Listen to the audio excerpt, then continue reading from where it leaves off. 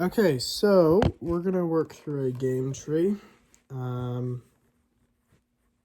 show you what I'm gonna be doing here. So we're gonna have player one. I want to put that in the center of the screen here. Player one, left, right. Now let's say left has a payoff of 2-2. This is for player one. This is for player two. And then medium. Okay. And then it's going to be uncertainty. So these dots represent player two is uncertain. When player one chooses either chooses right or medium, player two doesn't actually know what they're going to choose. So we're going to make two options here, A and R.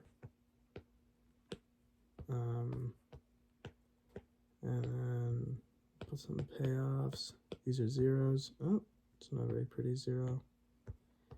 And then 0, 2, 1, 1. Okay. So, how do you solve this? Well, you're going to do your backwards induction. So,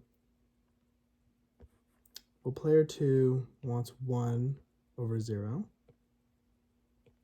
So he's going that way. And then in this case, he wants 2. Okay?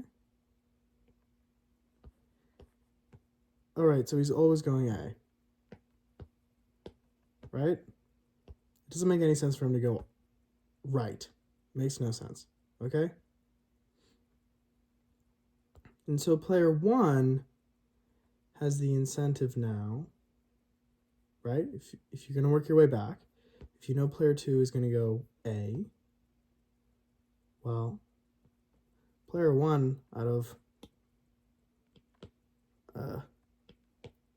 of all these options, player 1 desires this 3, right?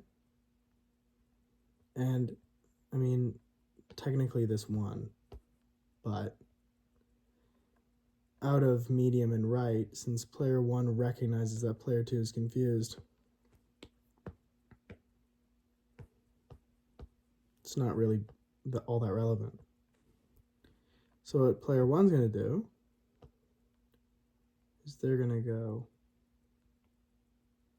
medium, okay? Now, if you put this if you put this in a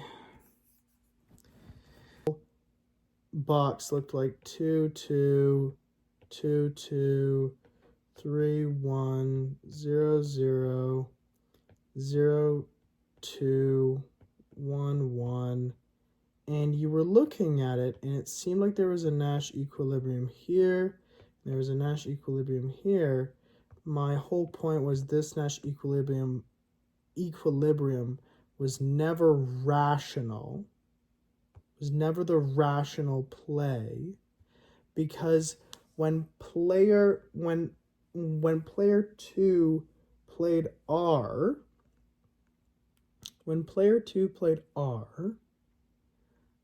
it always ends up as a worse option, okay? Because, and I'll explain why. The original tree, before I overcomplicated it and confused myself, which is so classic, the original tree, when M was played, was 3, 1, and 0, 0. So, obviously, 1 is greater than 0. This is for player 2. And when R was played, it was a very similar story. There was AR, 0, 2, 1, 1. And in this case, again,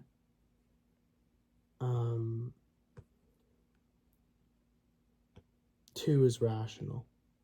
Okay? So this is important for the game because player 2, if player 2 ever senses that M or R will be played, player 2 will never, ever, ever play R. It is not rational. So that's my point. Is that it's not like a genuine threat, right?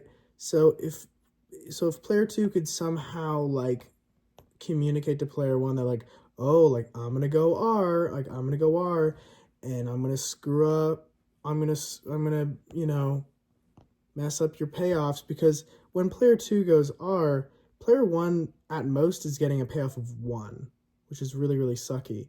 And in the original game, we need to remember that the payoff for L was 2-2, okay? Was 2-2. So this is for player 1, this is for player 2. My 2s are really flat.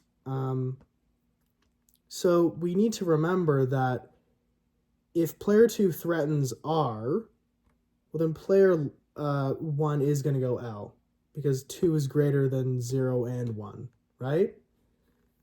But it's never, ever, ever, ever rational. And when or if player 1 goes medium or right, and player 2 can't tell the difference between the two, well, player 2 is always going to go A, which is always going to give, because, I mean, let's be honest here. If player 1 goes medium or right, player 1's going to go medium, right? Because 3 is the biggest payoff here. And then, boom, we end with our the most rational conclusion, which is the payoff will be 3-1.